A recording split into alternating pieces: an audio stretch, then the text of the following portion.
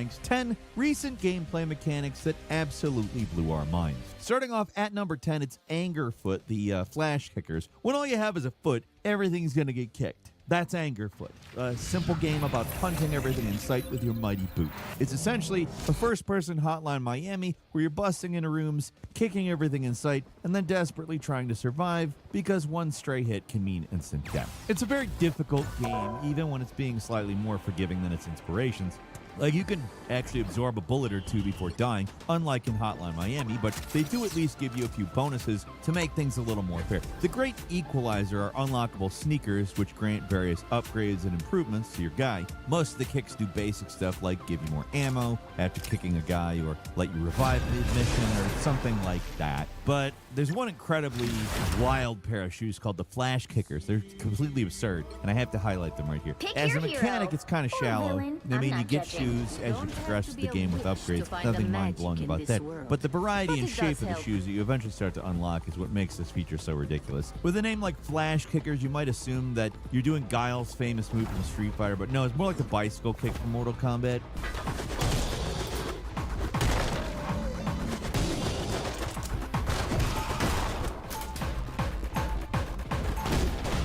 You move forward with a flurry of kicks that are ridiculously powerful on top of being gravity-defying. I don't know, maybe it's a first-person perspective, but it makes this ability seem even more ridiculous than it already is. The way you say stock rigid, but your legs are going nuts from the bottom of the screen, it just cracks me up, man. It's so absurd I could do it all day. Before you attack. Get ready.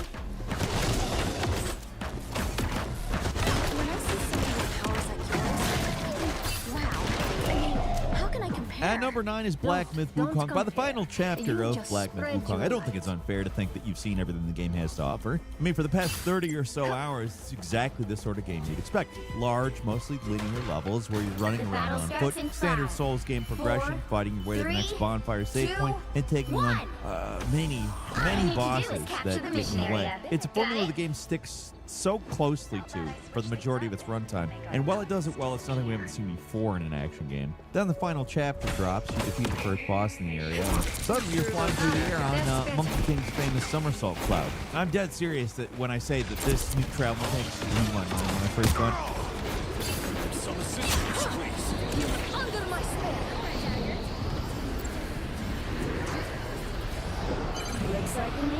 It's visually incredible, and it transforms the last leg of your journey into this quasi-open world, which is the sort of the thing usually reserved for the start of the game rather than the end. It was a bold choice for Phantom Cloud at the end, but it's one I really respect. Rarely do you see something this impressive and fully featured come in so late. Like, developers want to show off their tech and do something wow people right from the start, but as far as this story goes, it does make sense to save it for the end when you guys finally started becoming Monkey King fans again. It's an exhilarating and freeing feeling being able to fly around this area, going wherever you want, taking on bosses in whatever order you like. The rest of the game is so linear and restrictive in comparison, so the freedom provided by the cloud feels pretty significant. It's such a drastic change in gameplay. It makes me wish the entire game was on the cloud, but maybe they're saving that for a sequel, I don't know. But even as just a one-and-done thing, the cloud is an awesome mechanic and totally unexpected for the genre.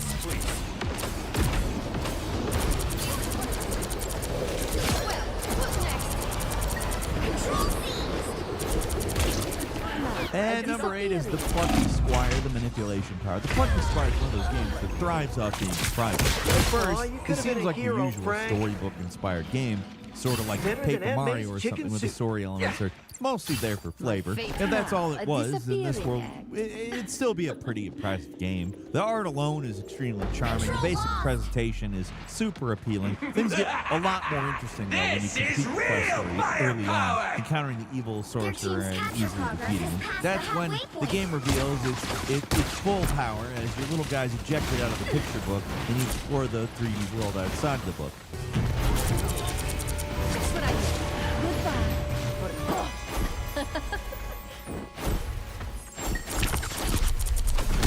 That alone is impressive. The 3D is surprisingly detailed and accomplished for an indie game like this. It's a game with fantastic 2D and 3D art, which is not something you see every day. After finally making your way back to the game's real mind-blowing mechanic is revealed, the manipulation power, where you can enter and exit a picture book at any time and turn pages the book to instantly transition between scenes. It's not just an easy way to fast travel. You can flip back to cutscenes also, which can sometimes contain items or even puzzle solutions. So even the cutscenes are important. It looks awesome to do too, because the presentation is stellar and has a mechanic so clever and inventive, even if the actual puzzles aren't actually that taxed. Combine the ability to enter next pictures with the power to pick up words and use them to change sentences. You got a pretty clever little puzzle game that manages to be impressive while not being overly obtuse or challenging. This is something that just works as spectacle, and it doesn't feel like it's not There's enough. no reason to be afraid of my magic, unless you give me. You're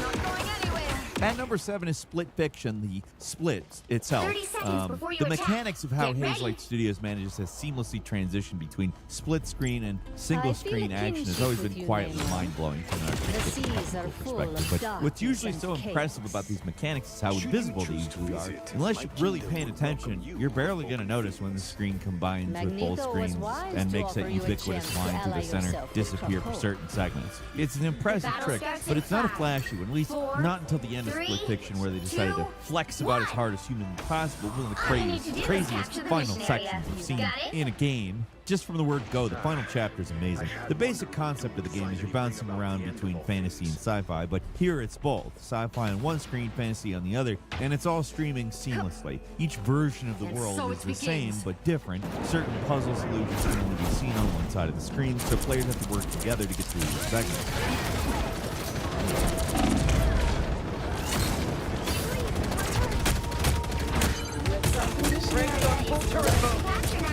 That's just the start, though. Once the villain reveals himself, the split mechanic starts going completely off the rails, and that line suddenly becomes a hazard, moving around the screen and obscuring one player's vision if both of you don't move with perfect sync. Then it starts moving on its own, splitting into even more worlds. The fourth wall is completely breaking down at this point. It's glorious to behold. The game becomes this kaleidoscope of worlds spinning around and shifting like crazy, as the one part of the game nobody thought would turn on them becomes the enemy in the final chapter.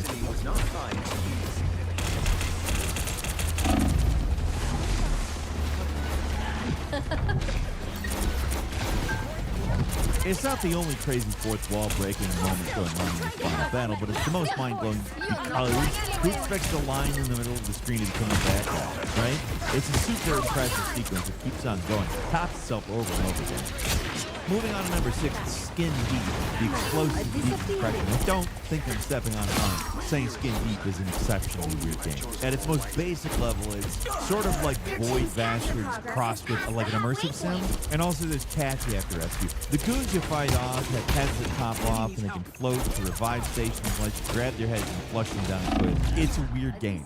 Crazy in-depth mechanics all over the place too. Pretty impressive just for the level of detail and potential interaction that are available. For this entry though, I'm gonna stick with something that's relatively realistic, but rarely a thing you see in space games. See, in Skin My Deep, fate there's is in windows Sigma, on the a spaceship. disappearing This act. being an immersive, mechanics-driven game, you can smash through the windows on the ship, sucking any unlucky enemy out Everybody into the needs a vacuum of little space, along with yourself.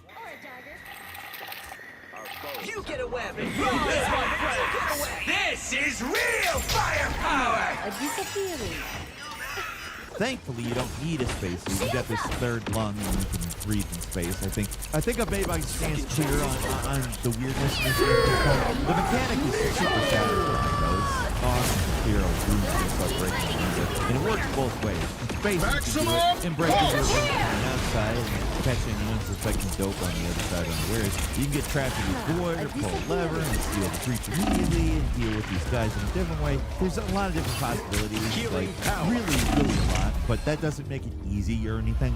Sure, you can stun a guy with electricity or give him a sneezing fit by throwing pepper on him, but then you actually need to take them out, which involves jumping on their backs and ramming into them whenever the surface is nearby. I don't know. It's not the quietest option that they expected. I mean, there's way more bizarre mechanics to be found in Skin Deep. But the thing that makes this game kind of mind-blowing is the details, the way various objects interact with each other and make a truly systematic game where all kinds of chaos is possible. It's great and all, but sometimes you just want to avoid it, dude, you know?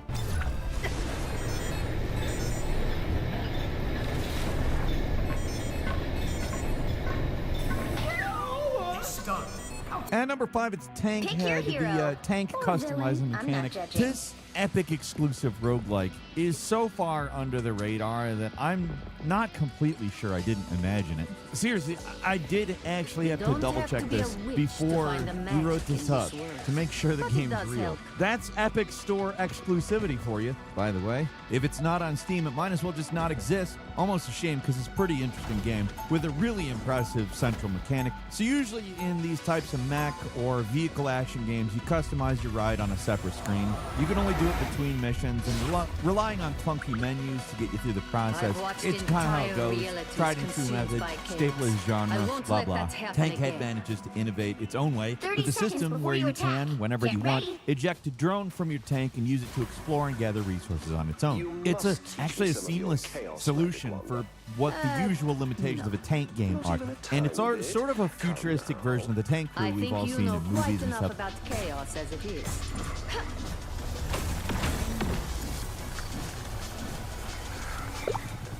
The battle starts in 5, 4, And it rarely gets 3, depicted in games. 2, The most impressive 1. part of it is how the drone can All you reconfigure need your to do tank is on the capture fly. the mission Whenever you area. find a new Got it? part, either from exploring the world or salvaging it off an enemy, you can have it manually grab it and then attach it to your tank. Armor can be removed and reattached. You can put new guns on the thing. Ammo manually stored away on your vehicle and then manually inserted in the ammo feed. And any repairs can be done by manually targeting a piece and spending salvage to fix it. It's honestly crazy because it's like almost a game in of itself, and it's super slick and super intuitive and manages to feel much more immersive than what you normally see in other games like this. Most of these games still rely on power-ups and immersion-breaking elements like that, but this game makes the process of salvaging both fun and more realistic. Even if it involves a bunch of super high-tech gravity gun powers, yeah, that's not completely real, obviously, but it feels good to grab parts off a tank you just destroyed and use them to upgrade your own. In fact, it feels crazy. Mission area is yours. Under my spell.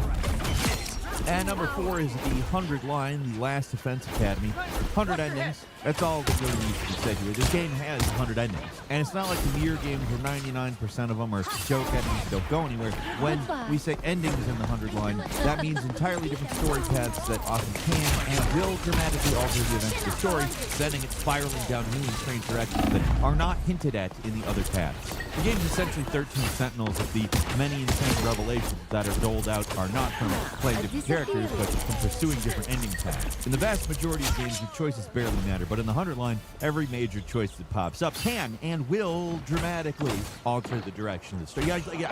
I don't think I can emphasize that hard enough. There's 100 endings. This game is, in short, completely nuts, even by the standard of its two creators. You got the Danganronpa guy and the Zero Escape guy both writing for this thing, and it is like a crazy amalgamation of all their various idiosyncrasies. It's a wild ride, as long as you can accept the extremely tropey nature of the entire thing. It's definitely leaning into what you'd expect from both guys, but it manages to go some pretty wild and unexpected directions. The concept of a branching narrative with different endings is far from new, and not all that unexpected anymore, but the audacity to have literally 100 endings is insane. Not all of them are full branches, it's kind of like mini branches, but still, we're talking about 100 endings that are distinct. Not 20, not 30, 100. That's insane. And number 3 is Inzoi the 3D Princess. This life sim competitor to The Sims doesn't have a lot going with the core mechanics. It's kind of a little bare bones at the moment, at least at the time of writing. But it does have a bunch of completely unnecessary extra mechanics and modes that makes people vaguely obsessed with the game. I mean, did they need a dirtiness slider for the entire city? No. But it is really funny that it's there, and I love the dedication to customization. The AI stuff isn't quite as well integrated and therefore is less appreciated. Basically anything you get out of the AI texture feature is a gaudy nightmare.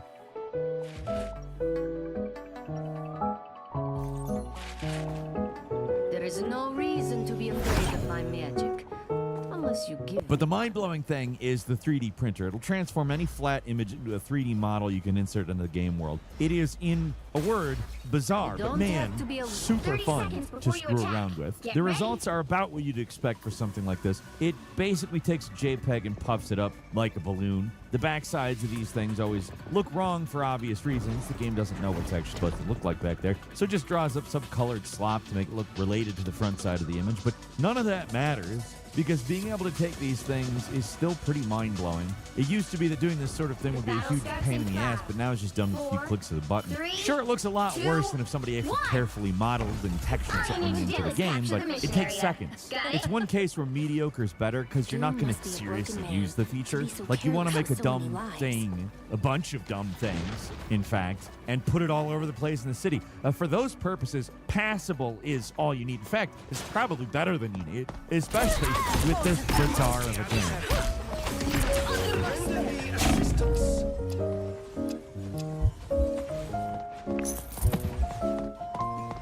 At number 2 is Blueprints Underground. It's 2025, so if you're going to use the words mind-blowing and recent, you're going to need to include the blueprint. I'm not necessarily saying that's a rule. I don't think that's enforceable. I don't think I could make you do that if you were to make a similar list. But if you didn't, it would be quite questionable. Blueprints is this roguelike puzzle game that's often compared favorably to stuff like the Outer Wilds. It's super inventive and surprising. There's a ton of layers to dig into. If you're serious about uncovering this game's secrets, what starts off as a simple random room game gets a lot more complicated, and there's deeper mysteries to uncover. But I think the most in-your-face, mind-blowing thing is encountered fairly early on. I'm talking about the underground, this entire section of the estate that's essentially blocked off at the beginning. It's hidden from the player. At first, it seems like the game is just your average roguelike. You're just doing that stuff, going through the motions in the roguelike portion of the game, drafting rooms, collecting keys, solving puzzles. As you explore new rooms, mysteries begin to reveal themselves until you eventually start opening up these new locations in the mansion completely separate from the randomly appearing rooms. Control lost.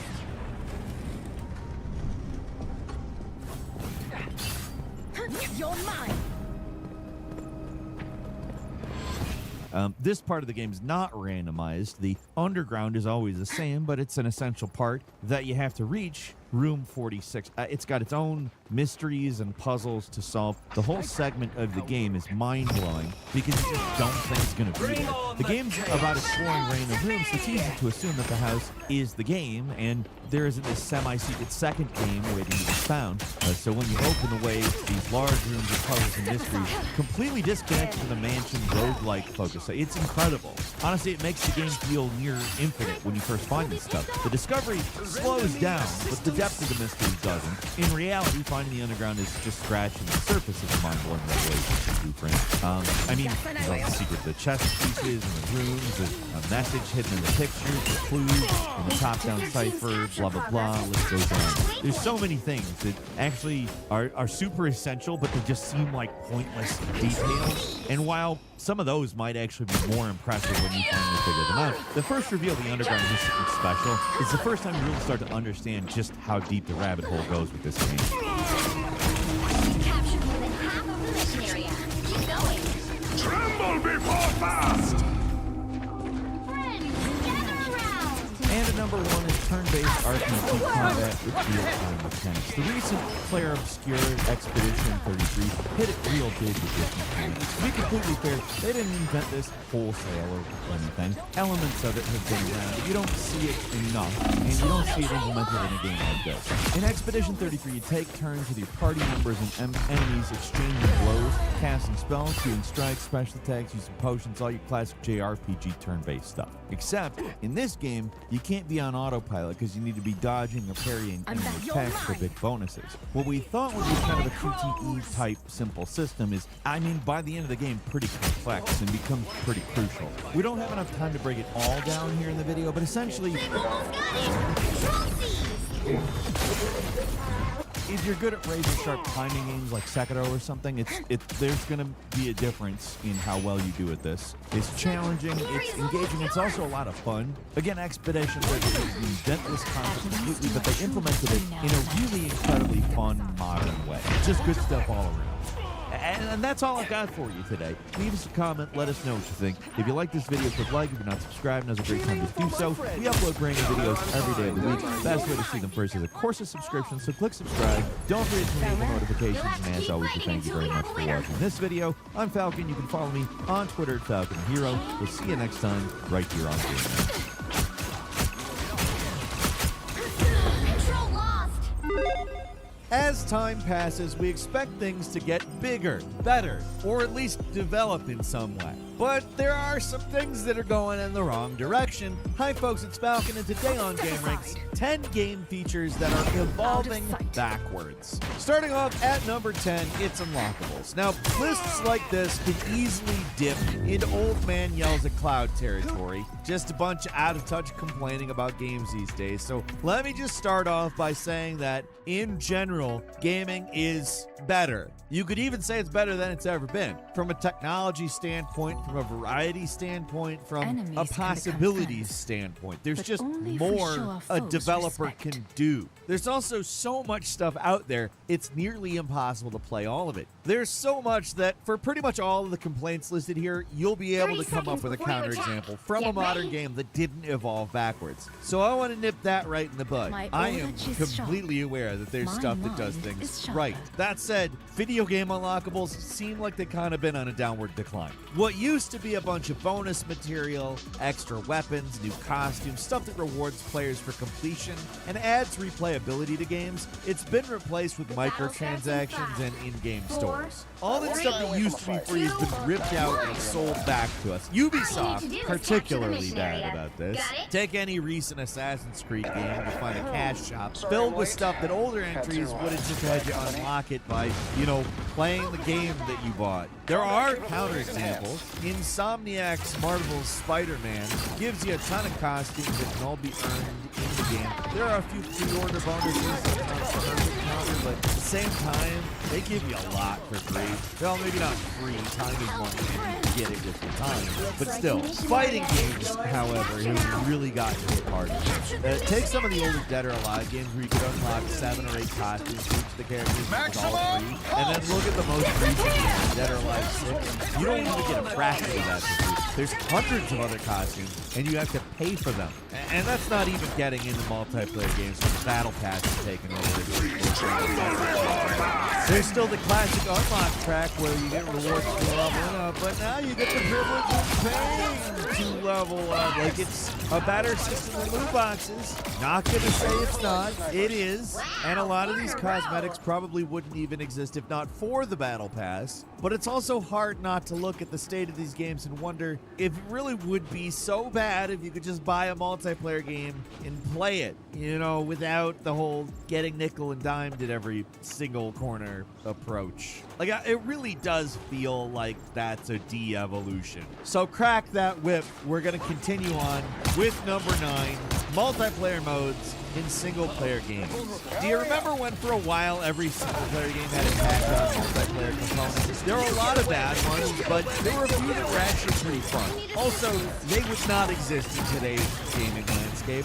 I'm talking about stuff like Assassin's Creed multiplayer or Last of Us Factions, stuff like that.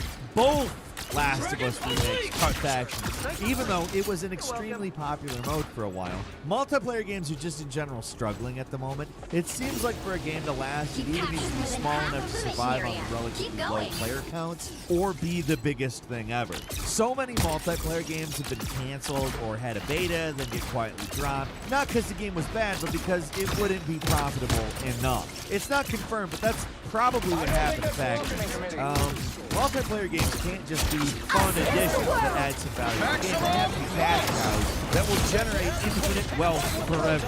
Obviously, that's not true of every game. There's still some games that have a pretty large amount of fun added by a multiplayer. But there are so many games where single player is the focus and multiplayer is planned to split off, but it's just abandoned. And I know that, in all honesty, I complained a lot about there not being enough single player games, but I'll also say this used to be something that you just thought about with single player games. How do they make this into a multiplayer multiplayer games because so many single-player games had a multiplayer component, even if you didn't necessarily think it was the best thing ever. And I know it's also odd to say something like this in a world where games like Fortnite, a free game, brings in billions of dollars a year, and Call of Duty always tops the charts with multiplayer games, whether they're standalone or not. Like the big fish are doing just fine, but everybody else is struggling to keep up. I wish more multiplayer games came out that were just creative and clever, and were less about trying to find new and exciting ways to extract money out of the player base, and maybe that's the real problem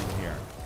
And number 8 is in-game level editors and mod support. As gaming on the PC grew, one thing developers did to build community was to include mod support and give players access to a level editor. Of course, some of the biggest games right now do have this. I mean, that's basically what Roblox is, and Fortnite's creative mode keeps getting bigger. Hell, Halo Infinite's Forge mode got a big update recently that puts AI into the maps, so it's not like level editors are dead, they're just not what they once were. Games like Duke Nukem 3D, Crysis, Far Cry 2 and 5, the list, it goes on. These games had some really amazing tools that let the community run wild with their creations. Some games remain relevant just because of level editors, like the Doom community is still going strong 30 years later, 3 decades in, because of fan-created content. At a certain point, though, many developers just started to give up on including editors in their games. For a lot of reasons, too. Some devs wanted to curb rampant cheating. Others, maybe not necessarily entirely on the dev side, maybe on the publishing side, realized there isn't a lot of value in editing tools. Kind of gives the player infinite content that they don't have to buy. So they kind of gave up on them. These days, the only games that have level editors are kind of specifically made for level editors. There are games that are still heavily modded, but it just requires some extremely dedicated fans reverse engineering code to do it. Games like Roblox and Fortnite are closed systems as well. It's not like the golden era of PC game modding in the late 90s, where games like Half-Life had entire communities extensively modding the game to essentially create new games. So many amateurs were able to take their creations and build a career out of it from there. With games like Roblox, you make something in the game and it's the property of the developer. You can make some money off of it, but it is a really exploitative business model that's actually arguably employing child labor. I don't know. If you want to go look into that one, it's depressing. At number 7, damage in realistic physics. This one is a sore spot, and you'll find out why immediately. In the Xbox 360/PS3 era, there were some truly reactive worlds. We had games like Red Faction Guerrilla, Battlefield Bad Company 2. I mean, we really had potential. Rockets didn't leave a black scorch mark on the wall. They blew the wall the hell up. Chunks flew off the walls, ground deformed. Red Faction Guerrilla let me destroy buildings with a hammer. It was so good. But even so, there was room for improvement, and then it all just stopped. Instead of trying to make more destruction or more realistic destruction, games stopped. Everything became static, less reactive. Like, look at Far Cry, look at the second game versus the later games. At some point, developers were just like, you know what? I don't really care what happens to the tree when you shoot the tree. They gave up on what happens and focused on what it looks like. Which, yeah, a focus on fidelity definitely does result in everything looking more realistic when you're taking a screenshot, but, I mean, it's a playset. Big old plastic playset. Like, not to say that games don't have impressive destruction now when they feel like it. This stuff usually only happens in like scripted events or in places where they decided to put in the effort, but it's always selective and limited. There's just been no other game that has attempted to do what Red Faction Guerrilla did with its destruction physics, and that's a huge shame. Some will say, there was a Red Faction Armageddon. It's no. For whatever reason, that is an extremely limited game versus Guerrilla. First off, it's not open world. It's based almost entirely in corridors. And you think that that would mean, oh, well, the destruction physics can be ramped up. They were not. They were actually not as good. They were there, but not as much. I don't know if it was a hardware thing or what, but it just felt like less than Gorilla. Nowadays, games are so busy looking good, running in 4K, and having ray tracing that a lot of immersive elements like this have fallen to the side, and it's a shame. Yeah, ray tracing does look great, and there are instances where I will definitely agree that it adds to immersion. When a mirror doesn't look like a big slop, but rather looks like a mirror, I don't know, that does actually help the world.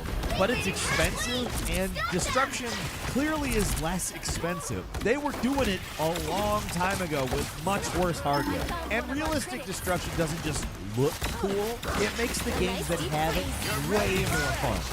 At number 6, commanding allies in FPS or third-person shooter games. Almost every game has an ally tag along with you nowadays, and there's usually two options for how you can control them. Either you get full control of your allies at all times, and it's an RPG, or it's a hybrid and something else, and you get zero control. At Baldur's Gate 3, full party control. But what about Final Fantasy 16? You just do whatever. Ashley in the Resident Evil 4 remake requires less babysitting, and I'm going to say that in a way it's an improvement, but the loss of control also does feel a bit like a regression. I feel like Resident Evil 4 remake maybe has a bit more of a both sides discussion merited than we have time for here, but like the original Gears of War, it allowed you to command your allies and move to certain locations. It gave it a little bit more of a tactical feel, and no other Gears game had it. Or the Mass Effect games. You can order your teammates to positions, use special abilities, and it made these games more fun. There's just enough tactical depth here to make these fights more interesting. Andromeda took those games away, much to the game's detriment. And also, look at these people. Another perfect example of this kind of de-evolution is in the Rainbow Six games. They started off as hardcore tactical shooters where half the mission was just planning out your team's movements, giving them orders, you know? Well, later games kept dumbing it down more and more until we got to Siege, which might as well be a completely different game. A good game, I'm not going to say Siege is a bad game. It just has nothing to do with where the series started. So many games used to give us control of our allies, but not a lot anymore. Now they're mostly just there to let you know that they exist, but don't do a lot other than that. At least that's the way it is in most games now. And number 5 is enemy AI. Early stealth games put a lot of emphasis on enemy AI. They weren't just dummies for your main guy to brutalize. Each enemy was meant to be a challenging puzzle the player had to overcome. The AI in games like Thief, it's not genius stuff, but they reacted differently to light levels, and sound of footsteps. Like in Metal Gear, guards would notice your footsteps in the snow, and Metal Gear Solid 2, they wouldn't give up just to they lost sight of you. They'd go through and check, see if you're hiding. Yeah, maybe that's not the smartest thing to do in terms of staying alive, but like in terms of the job description, they're doing what they're supposed to do. No One Lives Forever 2 was a game with some really clever guards. They would notice if doors were left open, they'd go and close them. If the lights were off, they'd try to switch them back on. If lights were shot out, for instance, they'd react appropriately to that. It was cool seeing AI evolve in all these games, and at a certain point, they just kind of stopped. And they didn't just stop, actually. Regret. They got dumber. At a certain point, a lot of developers recognized smarter guards didn't automatically equal more fun. And yeah, you get a game like Batman Arkham Asylum that had fun, reactive enemies that raised the bar, but everything else had brain dead and almost run circles around. Basically, most Assassin's Creed games. As stealth games have gotten more forgiving, guards have become nearsighted, slow-witted dinguses. Dingai? Oh, that sounds like dingoes now. Stupid people that are easily fooled by the most obvious tricks. It makes stealth seem easier and smoother, but what are you really accomplishing when you sneak by Simple Jack? Don't mind me. I'm just dying. By the eye. I am ready to put on a show.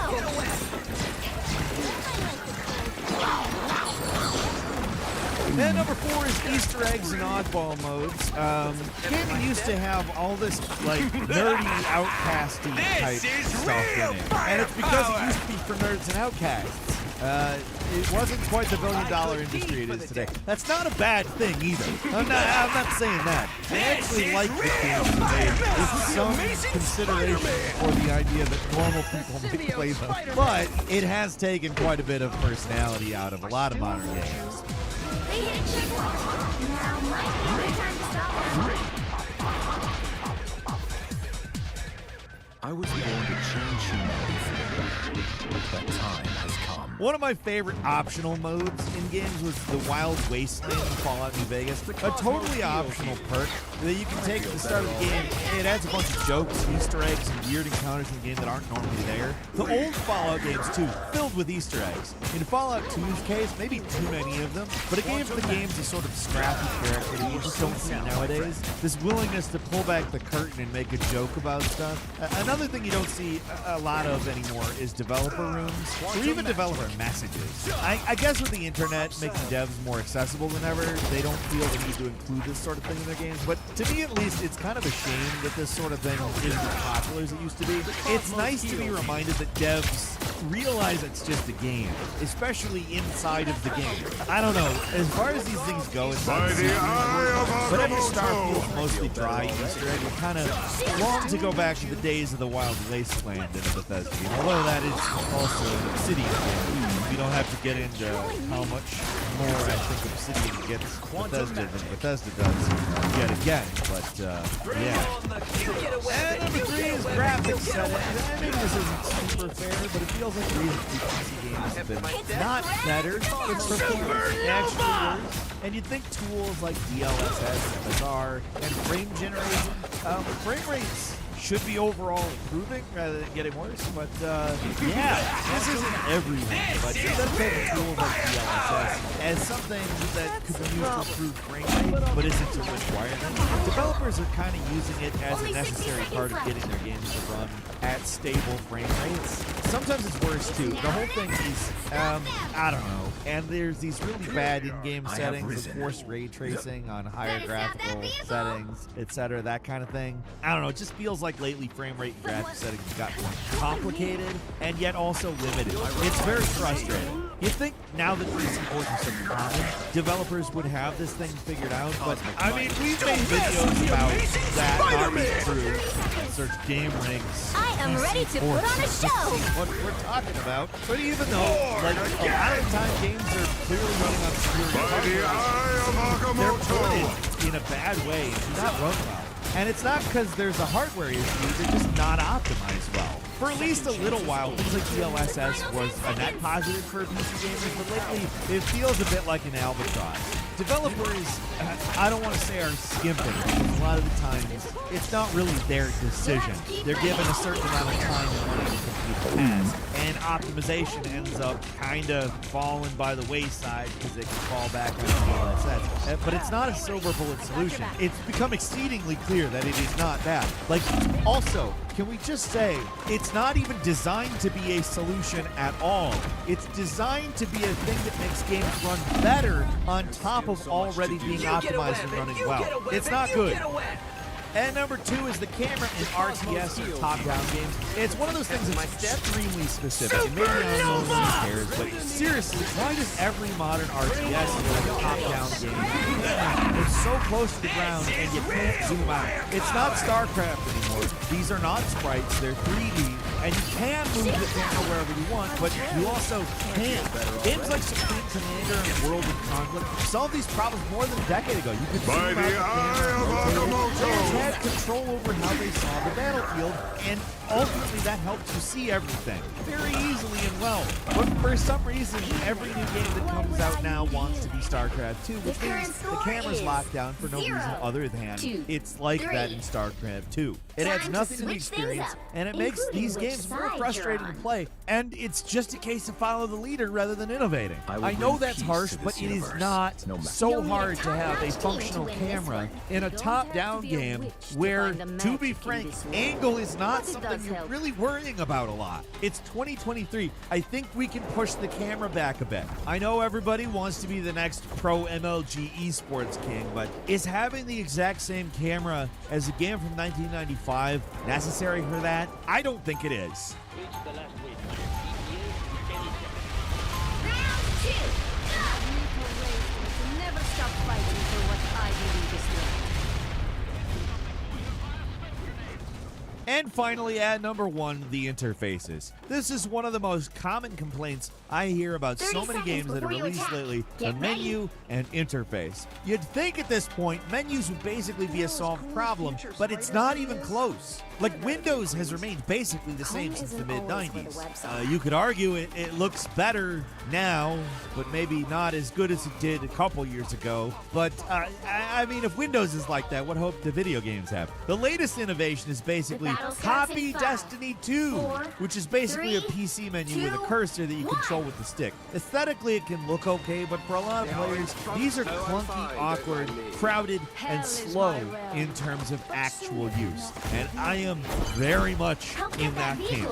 Bethesda games require a ton of menu navigation and inventory management. And although I don't want to say that there's no improvement on that front, Fallout 76 sucks ass. But they added this new items thing to your inventory so that you had a chronological way of accessing items so you could toss out something you didn't want to pick up. They included that in Starfield. That's great. I like that. Good feature. But somebody came out with a mod for Starfield almost day one that greatly improved the menu UI.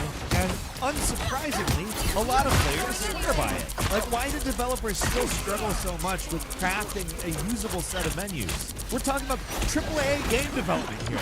Millions of dollars and decades of experience to draw from. We've seen menus for decades. Now, I'm not going to claim to be a professional graphic designer or anything. I probably shouldn't be asked what makes a good menu, but I'm also not a game developer. work here That is being not said, let's say I am, for whatever reason, allowed to hire staff to make a game. Do you know how easy it is to look at resumes and hire UI/UX people? I have never been in charge of hiring, so maybe I'm wrong about this, but I feel like you could put it out there that you want to be good at this and get submissions because you're, I don't know, like Bethesda or something, and people want to work at Bethesda because then their name goes in the credits of the Bethesda game that a million people see, even if it's only for that reason. Many people are going to be huge fans of Bethesda games and have intimate experience with the UI, possibly having many thoughts on how it could be improved. It seems to me like this is a viable path, and yet why have no developers taken it? It's confusing to me, to say the very least, why this has devolved in such a way.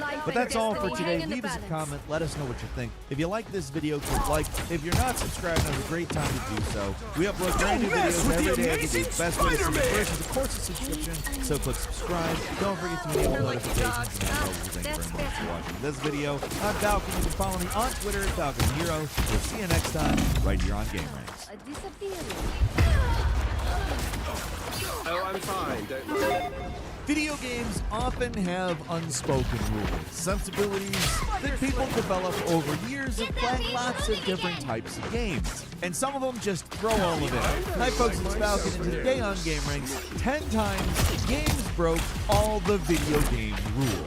Starting off with number 10, it's Hellblade: Senua's Sacrifice. If there's one ironclad rule when it comes to designing games, it's that if you tell the player something is important, it has to be true. If every game came out and said jump by pressing A, but you actually jump by pressing Y, then tutorials would be meaningless because nobody would trust them. That would basically be anarchy, right? The developers at Hellblade realized this implicit trust gave them an opportunity to add a layer of tension to the game that otherwise wouldn't be there.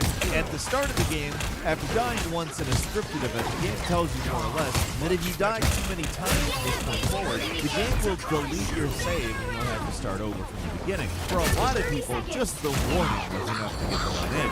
I know it's good for me, and it made me play as cautiously as possible. I believed this for quite a while, to be frank. And so did a lot of others. A bunch of people even just gave up there. They saw the message and thought, that's too much. I'm not doing that. And this simple message totally changed how players experience the game. But here's the thing, it's just not true. In the same way Fargo says it's based on a true story, but the whole thing's actually made up, this message, total fabrication. There's no punishment for dying too much. The game would never delete your save, and it was a lie to make the player paranoid, which is how the main character feels. With players having more access to developers than ever before, we do know that games actually lie to us all the time, like about how much damage we take or how far off the platform we are, and a million other little things, but Hellblade took things a step further. They said there was a major game mechanic that could potentially lose hours of gameplay that didn't exist. At number 9 is Far Cry 4. Most games want you to experience their content to the fullest. They want you to do everything possible and get the most out of the game. Developers put years of hard work into games they make. They want a game that people like and spend a lot of time with. That's like, yeah, obvious. Yeah, it's a job.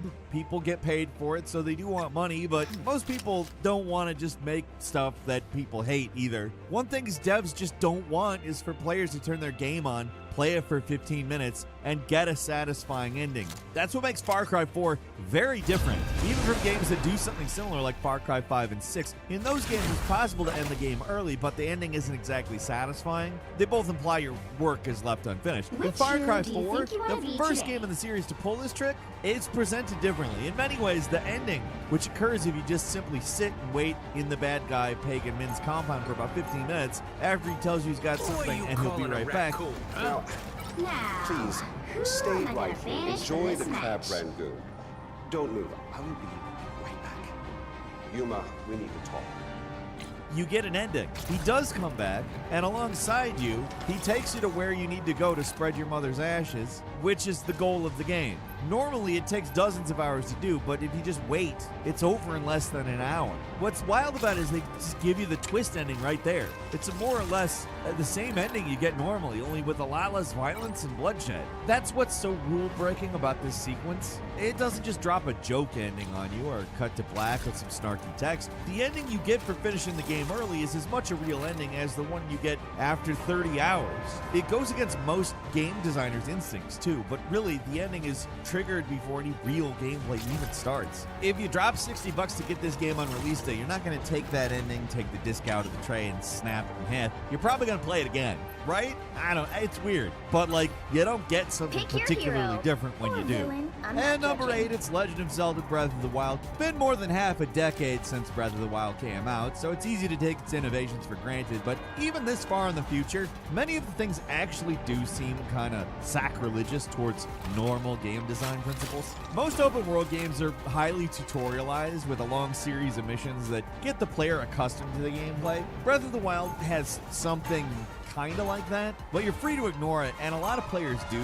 The game lets you climb almost anywhere. The only limit's your stamina, and when this game came out, handholds were count on me. common in I got most a open plan. world games, especially ones that were focused on climbing like Assassin's Creed. Those were pretty minor compared to the fact the game just 30 gives you all seconds the before you powers attack. right from the start, Get too. ready. Normally these things take time to acquire, and you get them by completing have a problem dungeons, with but me, you I get them should in the know about the equivalent of the tutorial, years and you're of free to use them unnecessary pain anytime and you strife want you from caused there. my people. Most open world games limit Whatever your you're progress on or the level maximum. gate certain areas, but Breath of the Wild basically lets you do whatever. Certain areas are tougher, but there's nothing really locking you out from exploring the battle entire starts in world 5, after the tutorial 4, zone is done. 3, The game lets players 2, make things 1. as difficult or as easy as they want. All you The need to do devs is let capture players the break mission the area. game or Got get it? around puzzles, find ways to cheat the system. I swear, if this outfit gets ruined.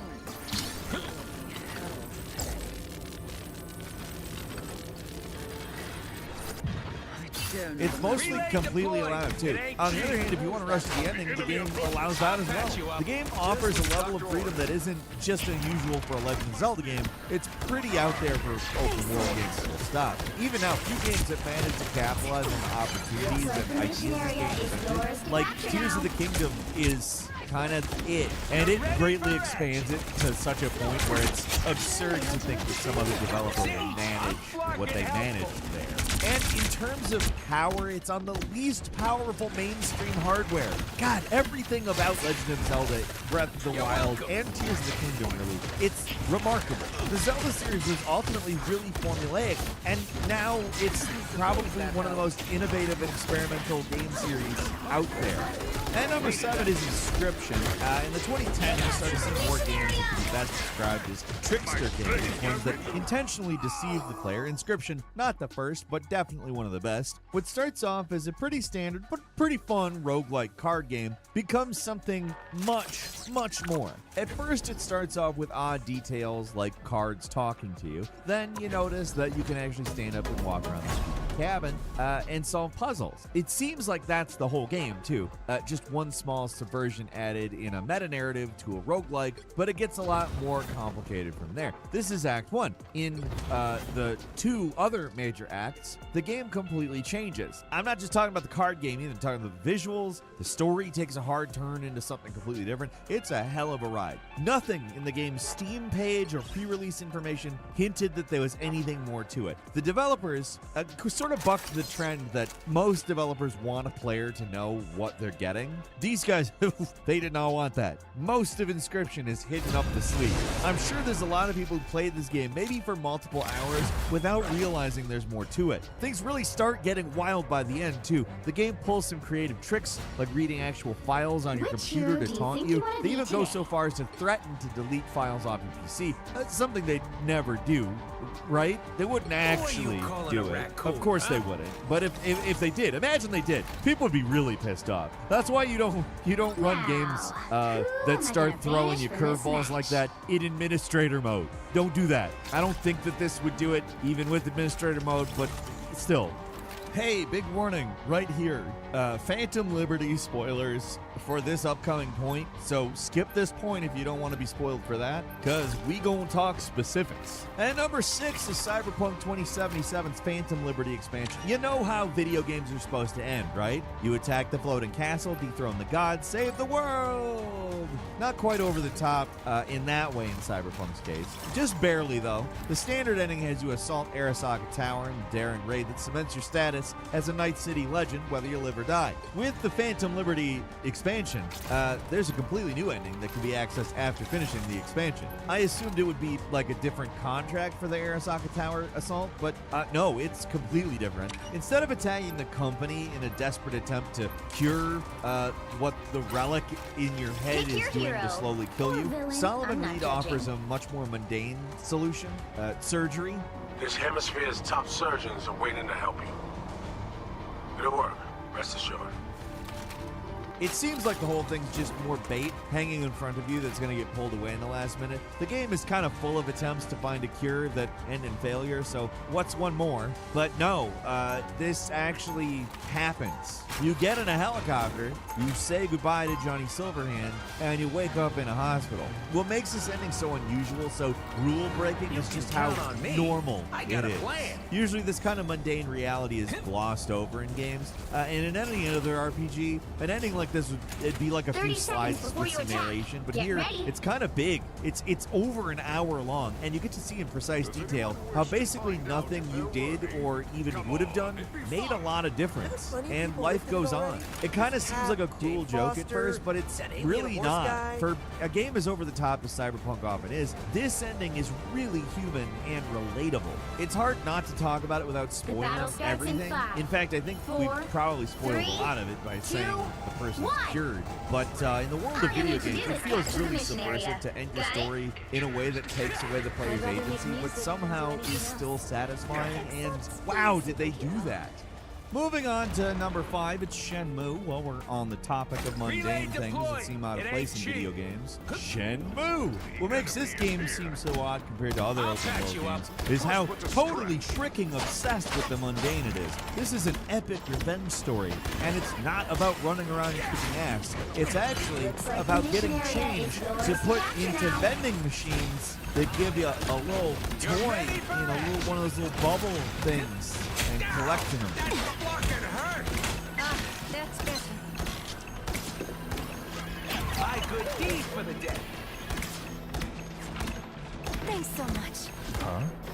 No, it's about slowly investigating leads and getting money together for a trip to follow the killer.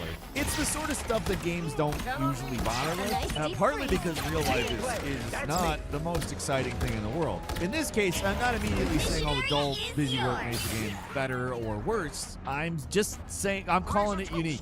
Nowhere is this more true than near the end of the story where Ryu gets a job as a forklift operator. And I'm not saying like this is a forklift minigame that you do once and then like maybe it's a side quest that you can do if you're bored and then it will like coin. No, you actually have to go there and operate a forklift daily for about a week as a real job, and if you don't figure out how to progress the story from there, you have to keep doing it because it's your job. For even the most hardcore fans of the series, the whole segment gets very old, but it is part of the presentation. The sequel, Shenmue 2 finds a little bit of a better balance between the dull realities of real life and the epic adventure story, but I think it's safe to say that Shenmue 1 did something completely different than anything else out there. Maybe not for the sake of fun, but I didn't say that breaking the rules always was exciting and enjoyable. I just said it was breaking the rules. Ready for action.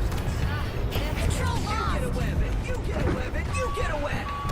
And number 4 is Demon Souls. You know how Final Boss is supposed to go, right? There's a culmination of everything leading up to that point. The ultimate challenge. There's plenty of games that don't do that and end with disappointing lame and easy fights, or worst of all, the 2-team boss battle, which reek of developers running out of time and money and really just By the eye of Agamotto! I don't know. There's plenty of games that have unsatisfying final bosses. Unintentional. But there are some who do it knowing exactly what they're doing. And that's Demon Souls. Demon Souls is relentlessly odd. Many of the bosses are trick encounters that can be easily beaten if you know their weaknesses, and a lot of them can almost barely be described as bosses. Even the giant soul bosses you encounter at the end of these Archstone areas. But even after all that, I was still unprepared for what I would find at the end of the game. The story of Demon Souls is that the kingdom is being tormented by this being called the Old One, an ancient demon that's woken up. In any other game, it's your job to put them back to sleep by beating them up. In this game, yeah, it's different than that. So you travel underneath the Nexus and you find yourself in a strange void with this gigantic Old One in front of you. You travel inside the creature, ready to face off with the king, the guy who started this whole mess. The fake king you fought earlier was tough as hell, so this is this real one, this real king. Oh, that's gonna be bad, isn't it? So you enter the boss arena and there's the king. He's there, but he's kind of more of a blob now. He can barely move, and his attacks are really pitiful. But there he is. That's the last boss. There's no follow-up. This is not a fake-out. It's not a first form. It's the final battle. The pile of cuts. It doesn't even seem to be entirely something, let alone dangerous. It doesn't mean you don't still kill it, but yeah. A lot of people wonder what the hell the developers were trying to say with this damn squib of a final boss. And I don't pretend that I know for sure, but it's my opinion that the whole idea is that all of the bad that follows the initial real problem can actually get worse and uphold all of the nonsense, even as the thing that started all of it kind of decays into nothing. As I look around society now, I can't help but think that might be what they were trying to say.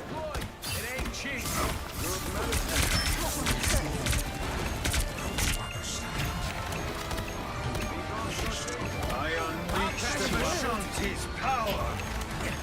See, I'm fucking helpful.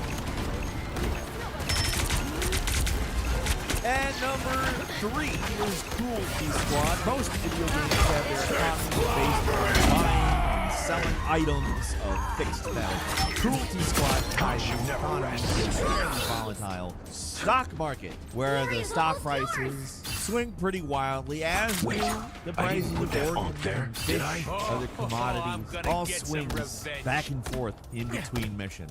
The stocks are also influenced by what happens on missions. Let's say you take on a mission to assassinate the CEO of a company that's on the market. Well, sell your investments before that mission, because, ooh, you know what's gonna happen. At least you better. And if you don't, Spoiler alert, you lose your ass. Everything about Cruelty Squad is abrasive and uncomfortable, from the eye-searing color palette to the hideous environments, and frankly, look at this UI. What is this? This all seems like it was made by a crazy man. It probably was, but the crazy man had a purpose. Almost everything about this game gleefully subverts the rules of game design and good taste. It's the economy, stupid. Was it Bill Clinton that said? I don't remember who said 30 that. He seconds called before you everybody who attack. thought it Get wasn't the ready. economy a moron, though. You know how upgrades work in any other game? You go to a Even the store, astral everything's realms always are the same torn price. apart Got a by the Skyrim-like time-stream barter system. entanglement. You buy your Who equipment, your better to put upgrades. them Don't back worry together about than you and fluctuations me? in price. I like And the your vendors in optimism. Bethesda games don't have wild decent prices based on what you're getting or where you are. Mostly just the same. It's not like that in Cruelty Squad. Instead of having everything battle starts have a in price, 5, like a set 4, price, 3, this upgrade 2, costs this 1. amount, this weapon costs All you that need to do amount. is capture Everything the in the mission game area. is tied Got to it? this volatile stock market that I mentioned. Seriously, everything will shift in price between missions. Sometimes your missions will affect stocks in ways that are not understandable. Like, you get why the CEO thing clears out a company's stock price, right? You understand that. Sometimes there's not really a great indicator like that. The intent is, of course, a point to take down late-stage capitalism, one that is far less abstract than that blob boss at the end of Demon Souls. This one didn't take the kind of decoding that I think I gave you there in that last point, but yeah.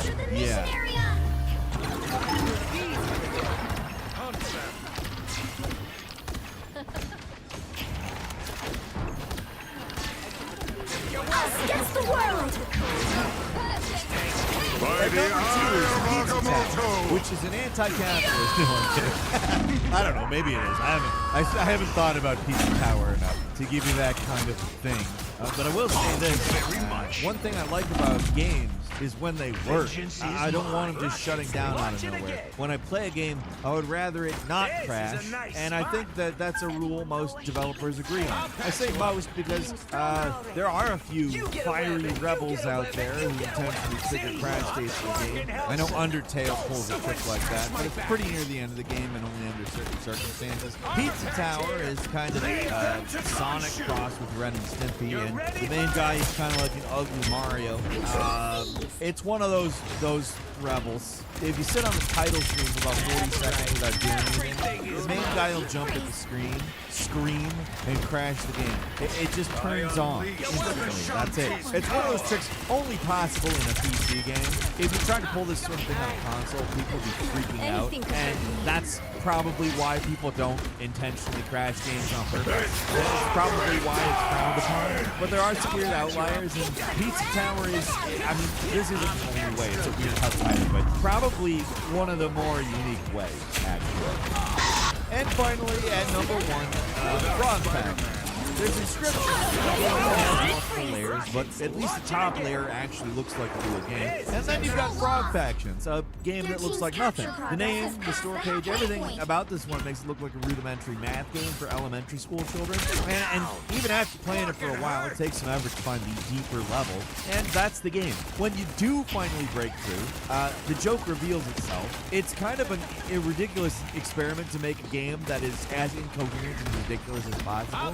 That's absurd enough, but the sequel is even more of a rule breaker. Instead of capitalizing on the previous game's success with the assumed, they hit Frog Factions 2 inside of another game and didn't tell anybody what it was. Hundreds of shovelware By garbage the games eye get of uploaded on Steam Agamotto. every week. Hell, sometimes that much can come out in a single day. Any other developer would love to have the name recognition of a game like Frog Factions, but they were deliberately avoiding that. It is the internet, so people figured out that it was the sequel pretty quick. The game is called Glitterman Grove, a weird 2D management sim with fairies, but it takes even longer from there to get into the real game. These games just threw out the rulebook on how to market their games, and it somehow worked. I'll give you a quick bonus to Desert Bust. What's next? This game We is even have a plan? intentionally aggravating. I'll patch you up.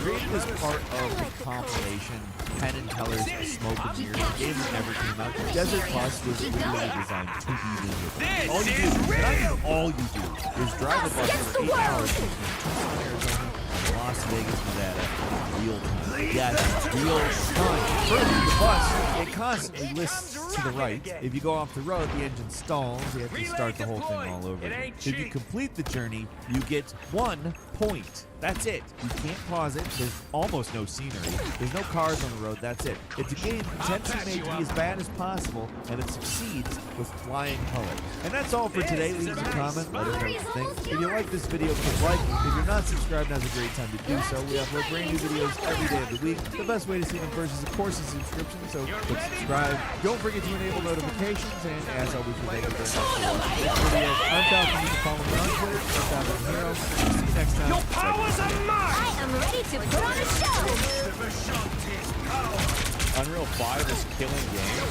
What? This is an investigative report addressing the most negative aspects affecting modern game development, specifically the deterioration of realistic graphics and the manufacturing increase in computing cost. I am Kevin Ramirez, the founder of Threat Interactive, a new game production studio aiming to unlock the full potential this next generation of gaming can provide. And we'll show just how by the end of this video. Okay. There are 3 connected factors that need to be addressed: creativity, performance, and visuals. Let's begin with creativity. Several videos online are already bringing awareness to the decreasing quality of gameplay, open worlds, and the microtransactions affecting the majority of games. The 2 biggest video game makers in America now make most of their money not from people buying games, but on subscriptions and spending within those games. Yeah. In fact, Electronic That's why Arts every game does it. and Take-Two Interactive both make a staggering 75% of their money from what's called microtransactions. Jesus. However, 30 seconds before you attack. 75%? Get ready! personally loathe the popular critique that photorealistic games are not fun, they lack art style, and we need worse graphics to fix it. This defeatist attitude is a byproduct of modern development, not visual progress. As industry game developer veterans put it, one thing you do is 10 things you don't. Currently, graphics dominate the do list, leading gameplay and art style in the don't category.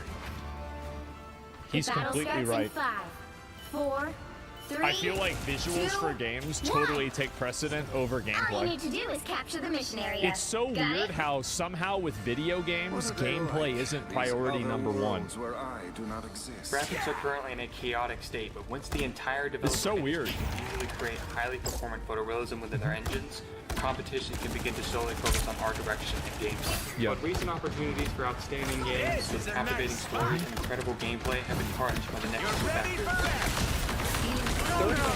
By the eye of Agamotto! For many reasons. Because it sucks. That's the only reason it matters. Why is 30 FPS unacceptable? Because it sucks. If you look at it, it looks like it sucks. It's not even a question. Oh, I'm not It's gonna awful. make it easy. The time has It appears come. choppy and promotes a reliance on accessibility such as motion blur. Yeah. 30 FPS also induces extreme judder and motion on numerous Yep. screens. With only 30 frames, the quality of gameplay logic and basic responsiveness falls short, especially when tons of other titles offer that same basic responsiveness. That's right. There are numerous 8th generation console titles that ran near photorealistic visuals at 60 FPS, and that was on 2013 2 teraflop hardware. In my opinion, I feel like the expectation is 100 FPS. Like at this point, I don't even think 60 is enough to have like a really good, fluid, feel-good game. Yeah, like 120. Yeah, exactly. FPS titles like Spider-Man PS4 are kind of Things excused are gonna be but Yeah. modern studios are turning out these half-baked games with absurd requirements. Well, here's Create what the excuse problem here. is, right? Like, look at This is a this. nice spot. I don't know. I thought Remnant 2 was good, but Their like team's capture slop, progress has slop, passed the halfway slop, point. slop. Okay, I guess. And like these 2, RoboCop. I don't know about this one. You get a People weapon, did like you get Alan a Wake 2 to weapon, be you fair. get a weapon. You up. I don't. Yeah, I thought Remnant 2 had good graphics. This is But so many real of these games are just garbage firepower! games. And it kind of goes back to what I was saying before about how when a game is bad in one thing, in a lot of cases it means it's going to be bad in everything else too. Like, you know, Starfield, Suicide Squad, and Forspoken. These games are garbage in like 7 different ways. Turning out these half-baked games with absurd requirements, creating an illusion that 13 teraflops 2021 architecture isn't powerful enough for basic photorealistic performance standards set years ago. This leads us to our final issue. The basic standard of 60 FPS is only offered at the cost of our next and biggest problem, visuals. I firmly advocate for photorealism, but the industry is advancing in it in a manner that dwarfs its ambition through cancer and real-time rendering. A graphics programming staple that By is the dominant eye of everything. It's called TAA. That stands for Temporal Anti-Aliasing. This includes those skills. There are great videos to spread awareness about this, but Digital Foundry has an ignorant video that is quickly spreading inaccurate information that is damaging real-time rendering. I will expose false narratives as I show why TA has I don't know ruined anything about monetization this. trends in conjunction with an abusive use of the power offered in current generation consoles. TAA is a aliens. The fact that they distribute the benefits. Why is he dressed up like Ellen DeGeneres? My time to shine. I'll be ship-shape in no time. Why is We'll have to keep fighting until we have a winner. Things are gonna be different this time. What? He's Canadian. To 4K plus rendering, because 4K 60 FPS on affordable hardware, including that generation consoles, isn't feasible. True 4K or higher rendering ensures smooth edges on objects, better sampling and textures, thin objects, and specular highlights. As you decrease the resolution, stair-stepping aliasing emerges, and thin details on meshes and specular highlighting breaks apart. FXA addresses stair-stepping for a cheap cost, but introduces noticeable blur on the entire image. SMAA eliminates these same edges without any blur, making it much more superior. In fact, the only advantage 4K downsampled to 1080p versus 1080p with just SMAA applied is thin detail and specular